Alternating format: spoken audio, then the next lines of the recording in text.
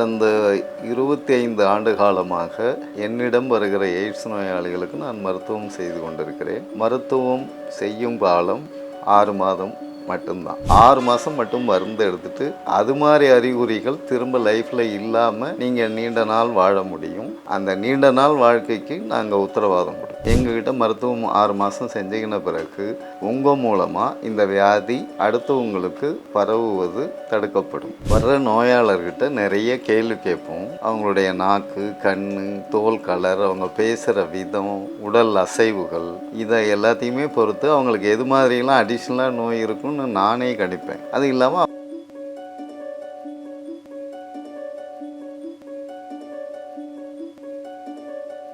Health cafe நேயர்களுக்கு வணக்கம். இப்பொழுது HIV எய்ட்ஸ் நோயை பற்றி பேச இருக்கிறேன். கடந்த 25 ஆண்டு காலமாக என்னிடம் வருகிற எய்ட்ஸ் நோயாளிகளுக்கு நான் மருத்துவம் செய்து கொண்டிருக்கிறேன். மருத்துவம் செய்யும் காலம் 6 மாதம் மட்டும்தான். இங்கேயோ ரேராக சில பேருக்கு 1 மாதம் 2 மாதம் கூட ஒரு 8 மாதத்துக்கு மேலே யாருக்குமே மருத்துவம் கிடையாது. நீங்கள் இந்த நோய் பாதித்ததுனால உங்களுக்கு எடை குறைவு இருந்தாலும், வயிற்றுப்போக்கு, தொடர் காய்ச்சல், பொதுவாக எய்ட்ஸ் வந்ததுன்னா அவங்களுக்கு எந்த சிம்டம்ஸ் வேணாலும் வரலாம். அவங்களுடைய இம்யூனிட்டி பவர் குறையிறதுனால, நோய் எதிர்ப்பாற்றல் குறையிறதுனால எந்த வியாதி வேணாலும் வரலாம். அது மாதிரி எந்த நோயோடு நீங்கள் வந்தாலும் அந்த அறிகுறிகள்லாம் நாங்கள் 15 நாள்லேருந்தே உங்களுக்கு குறைச்சி கொடுப்போம். அந்த அறிகுறிகள் எல்லாமே 2 மாதத்தில் உங்களுக்கு இல்லாமலே போயிடும். 6 மாதம் மட்டும் மருந்து எடுத்துட்டு அது மாதிரி அறிகுறிகள் திரும்ப லைஃப்பில் இல்லாமல் நீங்கள் நீண்ட நாள் வாழ முடியும். அந்த நீண்ட நாள் வாழ்க்கைக்கு நாங்கள் உத்தரவாதம் கொடுப்போம். 6 மாதத்துக்கு பிறகு நீங்கள் மருந்து எடுக்க தேவையில்லை. ஆனால் நாங்கள் சொல்கிற மாதிரி உங்கள் லைஃப் ஸ்டைலை மாற்றிக்கணும், உணவு முறையை வச்சுக்கணும். அது மாதிரி வச்சுக்கும் பொழுது நீங்கள் லைஃப் லாங் நல்லாவே இருக்கலாம். வாழ்க்கையும் நீங்கள் இயல்பாக அதுக்கு முன்னாடி என்ன வேலை செஞ்சீங்களோ அந்த வேலையை செய்யலாம், ஏர்ன் பண்ணலாம், குடும்பத்தை நல்லா பார்த்துக்கலாம், பழையபடி சந்தோஷமாக இருக்கலாம்.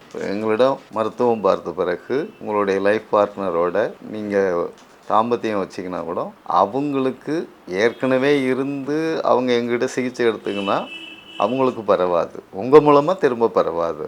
அவங்களுக்கு ஏற்கனவே பாதிப்பு இருந்ததுன்னா அவங்களும் மருந்து எடுத்துக்கணும். உங்கள் 2 பேருக்குள்ளே தாம்பத்தியம் வச்சிங்கன்னா இந்த வியாதி திரும்ப அவங்களுக்கும் வராது, உங்களுக்கும் வராது. எங்ககிட்ட மருத்துவம் 6 மாதம் செஞ்சுக்கின பிறகு உங்கள் மூலமாக இந்த வியாதி அடுத்தவங்களுக்கு பரவுவது தடுக்கப்படும். மொத்தத்துக்காக அவங்களுடைய நோய் எதிர்ப்பு தன்மையை அதிகரிப்பதன் மூலமாக தான் இந்த நோயை நாங்கள் குணப்படுத்துகிறோம். குணமான பிறகும் அந்த நோய் எதிர்ப்பு தன்மைன்றது அவங்க உடம்புல தொடர்ச்சியாக இருக்கும். வேறு ஏதாவது சின்ன சின்ன வியாதி இடையில் வருதுன்னா அவங்க போய் வேறு மருத்துவம் பார்த்துக்கினா கூட அதுலேயே அவங்க க்யூர் ஆகிடுவாங்க. வர்ற நோயாளர்கிட்ட நிறைய கேள்வி கேட்போம். அவங்களுடைய நாக்கு, கண், தோல் கலர், அவங்க பேசுகிற விதம், உடல் அசைவுகள், இதை எல்லாத்தையுமே பொறுத்து அவங்களுக்கு எது மாதிரிலாம் அடிஷ்னலாக நோய் இருக்குன்னு நானே கணிப்பேன். அது இல்லாமல் அவங்க வேறு நோய் இருக்கிறதுக்கான டெஸ்ட்டும் எடுத்துகிட்டு வருவாங்க. அது மாதிரி வரும்பொழுது இந்த மருந்தோடு அந்த நோய்க்கும் சேர்த்து மருந்து கொடுத்து அதையும் நாங்கள் குணப்படுத்துவோம். 6 மாதம் மருந்து முடிச்சிட்ட பிறகு அதுக்கு தொடர்ச்சியாக 1 மாதம் மருந்து எடுக்க வேண்டியது இருக்கும்.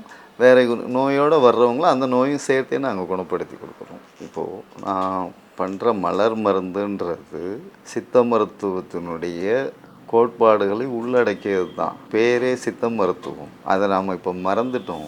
சித்தம்னாலே மனம்னு தான் அர்த்தம். அப்போயே உடலுக்கும் மனதுக்கும் சேர்ந்து வைத்தியம் பார்த்தது தான் சித்த மருத்துவம். அதனால் இந்த சித்த மருத்துவன்றது ஒரே நேரத்தில் 2க்கும் சேர்ந்து, உடலுக்கும் மனசுக்கும் சேர்ந்து வைத்தியம் பார்த்ததுனால தான் சித்த மருத்துவம் இன்னைய வரைக்கும் மக்களால் ஏற்கப்பட்டு தொடர்ந்து கடைபிடிக்கப்பட்டு வருகிறது. இதில் நம்ம வசதியாக வைத்தியர்கள் உட்பட எல்லாருமே ஒன்று மறந்துட்டோம். இது மனசுக்கு வேலை செய்யுதுன்றதையும் நாம் மறந்துட்டோம். பழைய பெரியவங்க எல்லாம் மனசையும் அடிப்படையாக சேர்த்து தான் மருத்துவம் பண்ணாங்க. அதை இப்போ இருக்கிற வைத்தியர்கள் நாமளே மறந்துட்டோம். மஞ்சகர்சனாங்கனின்னு ஒன்று இருக்குது. அதை பறித்து நிழலில் சுத்தம் பார்த்து நிழலில் காய வச்சு ரொம்ப சூடேறாமல் அரைச்சிட்டு அதை 1/2 டீஸ்பூன் தேனில் கலந்து சாப்பிட்டீங்கன்னா 10 நாளில் உங்களுக்கு உடம்பு கனமாக தெரிஞ்சதுன்னா அந்த கனம் விலகிடும். மனசு பாரமாக இருந்ததுன்னா நீங்கள் மனசு பாரத்தை லேசாக உணர்வீங்க. மனத்துடைய இறுக்கமும் அதில் குறையும். உடம்பு கனமாக இருக்கிற அந்த தன்மையும் குறைஞ்சிடும். இது 10 நாளில் கண்டிப்பாக யார் வேணுனாலும் சாப்பிட்டு பார்க்கலாம், கண்டிப்பாக உணர்வீங்க. இந்த மஞ்சகர்சனாங்கண்ணி ஒரே நேரத்தில் மனசுக்கும் வேலை பார்க்கும், சிறுநீரகத்துக்கு வேலை பார்க்கும், மண்ணீரலுக்கு வேலை பார்க்கும், கல்லீரலுக்கு வேலை பார்க்கும். இதனால் மற்ற ராஜ உறுப்புகள் அதுவும் நல்லாயிருக்கும். மஞ்சகரிசனாங்கண்ணி இது ஒரு ரொம்ப சிறந்த எடுத்துக்காட்டு. வள்ளலார் அதை தான் பெருசாக பேசுவார். அவர் அதை நிறைய உண்டவர் தான். அவர் அதை பற்றி பெருசாக பேசுவார். மஞ்சகரிசனாங்கண்ணி யார் வேணாலும் டெஸ்ட்டுக்கு நீங்களே பண்ணி பாருங்கள். உங்களுக்கு இந்த குணத்தை கண்டிப்பாக கொடுக்கும். அதனால் எந்த பக்க விளைவும் கிடையாது. ஹெல்த் கஃபே நேயர்களுக்கு நன்றி, வணக்கம். இந்த வீடியோ உங்களுக்கு பிடிச்சிருந்தா லைக் பண்ணுங்க, ஷேர் பண்ணுங்க, கமெண்ட் பண்ணுங்க. மறக்காம ஹெல்த் கஃபே தமிழ் சேனலை சப்ஸ்கிரைப் பண்ணிட்டு பெல் பட்டனை கிளிக் பண்ணிடுங்க.